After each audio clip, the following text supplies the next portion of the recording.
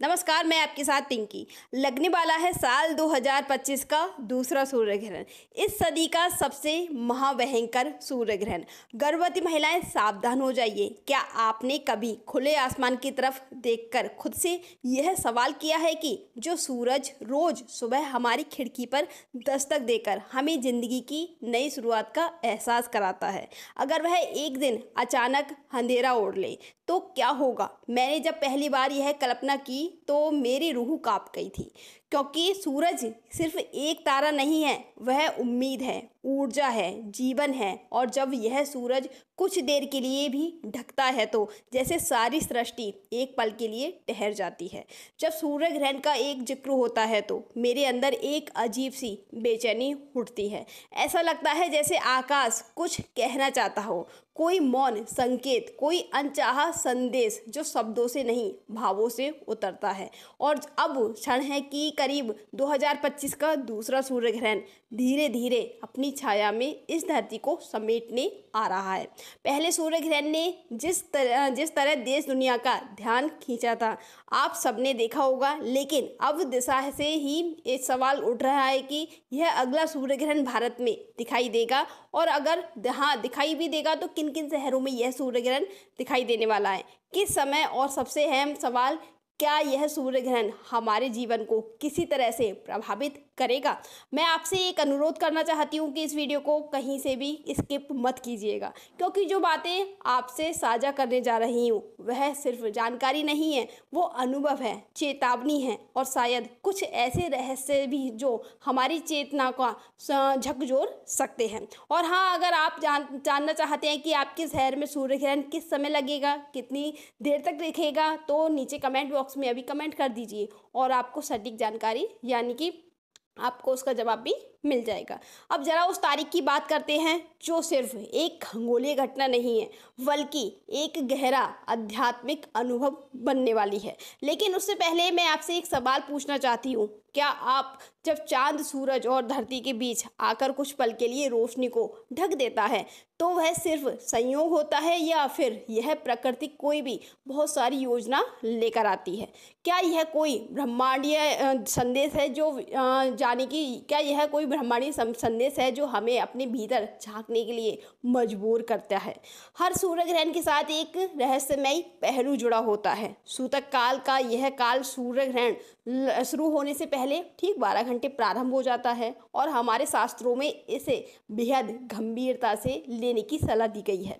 इस दौरान कोई भी शुभ कार्य वर्जित होता है। खासकर गर्भवती महिलाओं के लिए यह सूर्य ग्रहण अत्यधिक संवेदनशील माना गया है। कभी कभी मेरे मन में भी यह सवाल उठते हैं, क्या यह सब सिर्फ मान्यताएं हैं? लेकिन जब आप बचपन से घर के बुजुर्गों को इन परंपराओं को निभाते हुए देखते हैं, तब माँ तुलसी के पत्ते पानी में डालती हैं और दादी हनुमान चालीसा का पाठ में मगन रहती हैं, तो यह सब केवल अंधविश्वास नहीं लगता, यह एक भाव होता है, एक आस्था जो हमें एक अदृश्य सुरक्षा घेरे में बांध देती है। शास्त्रों के अनुसार सूर्य ग्रहण के दौरान गर्भवती महिलाओं को नुकीली चीज़ों से दूर रहने के लिए कहा जाता है, जैसे सुई, कैंची, सिलाई, कढ़ाई की चीज़ें। माना जाता है कि इससे गर्भ शिशु पर नकारात्मक असर पड़ सकता है। आप पूछ सकते हैं कि विज्ञान इस बारे में क्या कहना चाहता है, तो आज तक कोई वैज्ञानिक प्रमाणिक नहीं मिले हैं जो इसे पूरी तरह से सिद्ध कर सके। लेकिन क्या हर भावना को विज्ञान से मापा जा सकता है?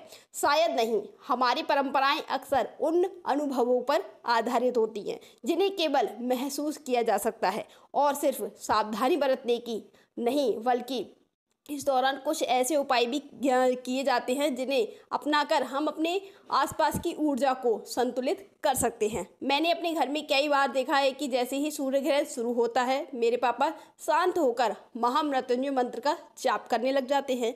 उस मंत्र की ध्वनि से पूरे घर में एक अद्भुत ऊर्जा भर जाती है, और हनुमान चालीसा का उसका पाठ मानो एक दिव्य कवच की तरह आपको घेर लेता है।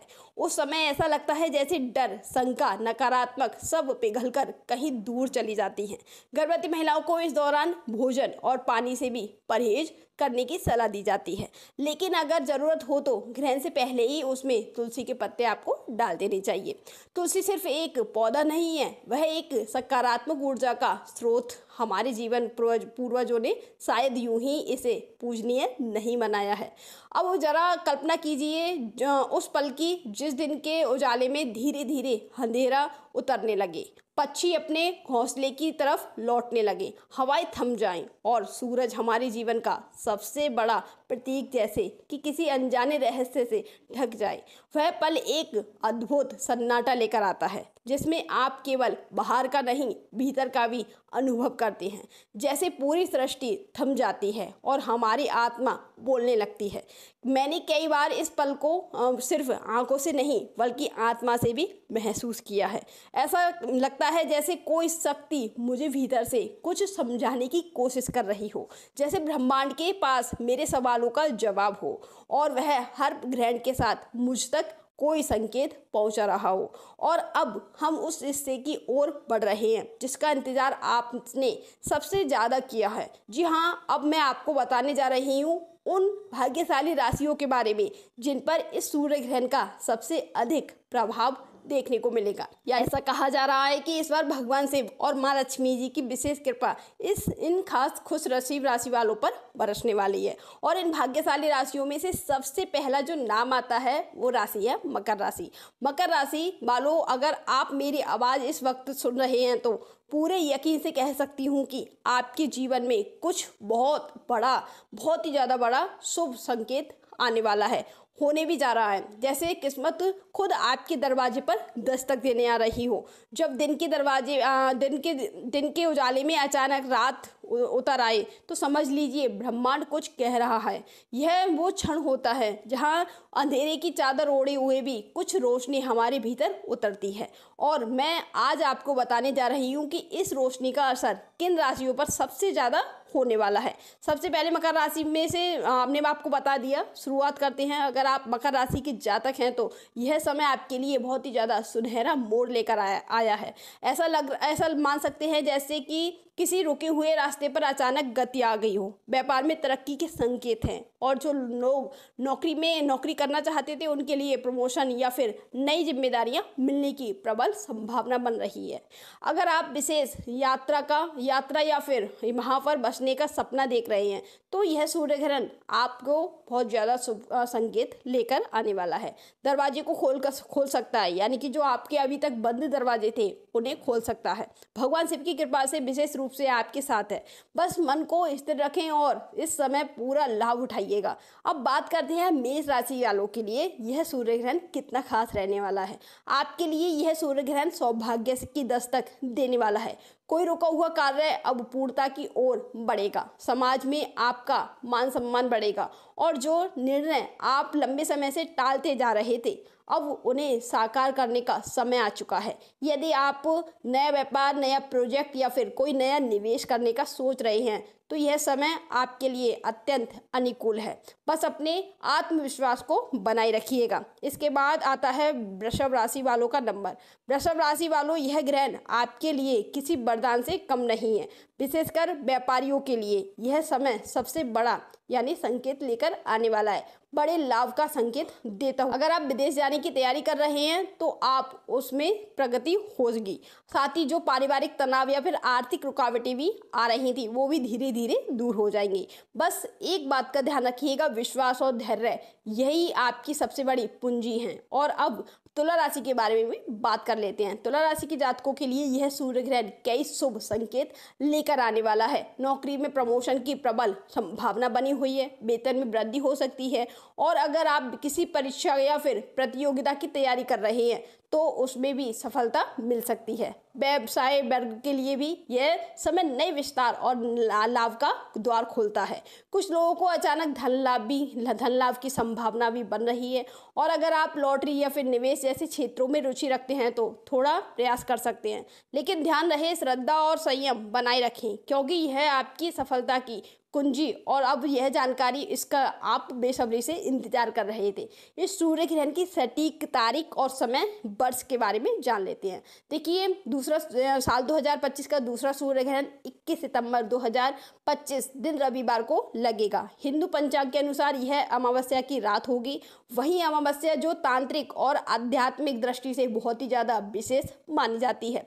इस दिन का खगोलीय संयोग कुछ ऐसा होगा कि चंद्रमा सूर्य के बीच आकर कुछ पलों के लिए रोशनी को ढक देगा। अब समय की बात करें तो सूर्य ग्रहण का जो समय रहने वाला है वो रात के समय 11:24 पर यह शुरू हो जाएगा और वहीं रात को 3:24 पर यह सूर्य ग्रहण समाप्त हो जाएगा। यानी यह सूर्य ग्रहण रात्रि के समय ही घटित होगा। लेकिन एक राहत की बात भी यह है कि सूर्य ग्रहण भारत में दृश्यमान नहीं होगा। इसका मतलब है कि हमारे यहाँ सूतक काल मान्य नहीं होगा।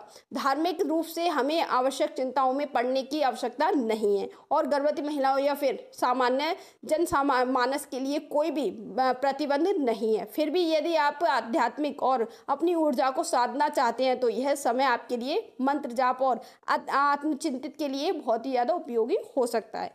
मगर आपने अब तक इस वीडियो को लाइक नहीं किया है तो वीडियो को लाइक कर दीजिए। इसका मतलब है अगर आपने अभी तक यह वीडियो देखा है तो इसका मतलब है कि आप सिर्फ जानकारियां नहीं बल्कि अपने जीवन में सकारात्मक बदलाव भी लाना चाहते हैं। इसलिए आपसे अनुरोध करती हूं कि इस जानकारी को सिर्फ अपने तक सीमित मत रखिए। अपने दोस्तों, परिवारों और सोशल मीडिया पर इसे जरूर साझा करें ताकि कोई भी भ्रम या फिर डर में न रहे। प्रिय भक्तों, अब हम उम्मीद करते हैं कि आज की वीडियो बताई गई सारी जानकारियां आपको अच्छे से समझ में आ गई होंगी। अच्छे से समझ में आई है तो इस वीडियो को लाइक कर दीजिए, चैनल को सब्सक्राइब कर लीजिए, ज़्यादा से ज़्यादा इस वीडियो को शेयर कीजिए।